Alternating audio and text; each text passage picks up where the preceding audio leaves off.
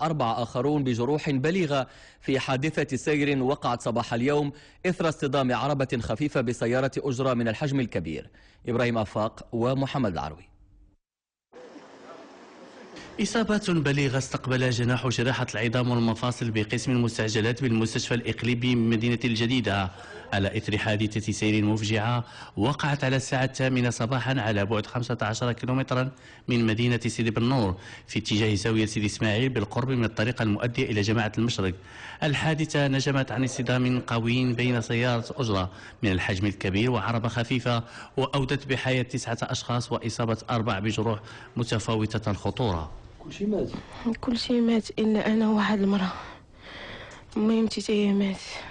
ما عقلتش، انا ما شفتش راسي دارت الحادثه، لقيت راسي وليت قارم عليا رجلي وولدي ميت قدامي وبا ما عرفتوش شنو.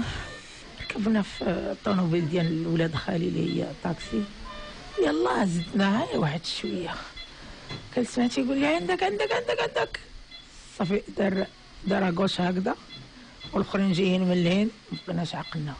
الأطر الطبية وشبه الطبية بالمستشفى تجندت لاستقبال الحالات المصابة وبادرت إلى تقديم العلاجات والإسعافات الضرورية. كانت 4 حالات كلهم خطيرة، 3 منهم دخلوا قسم الإنعاش بعدما أن دارت لهم فحوصات فحوصات علاجات وفحوصات بالأشعة دقيقة، والآن الحمد لله هم راقدين في قسم المستعجلات وحالتهم مستقرة.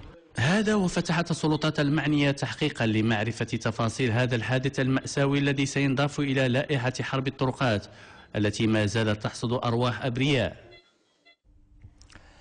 نسبة الإصابة بفيروس فقدان المناعة المكتسبة بالمغرب تصل إلى 0.14% بين عامة السكان، رقم كشفت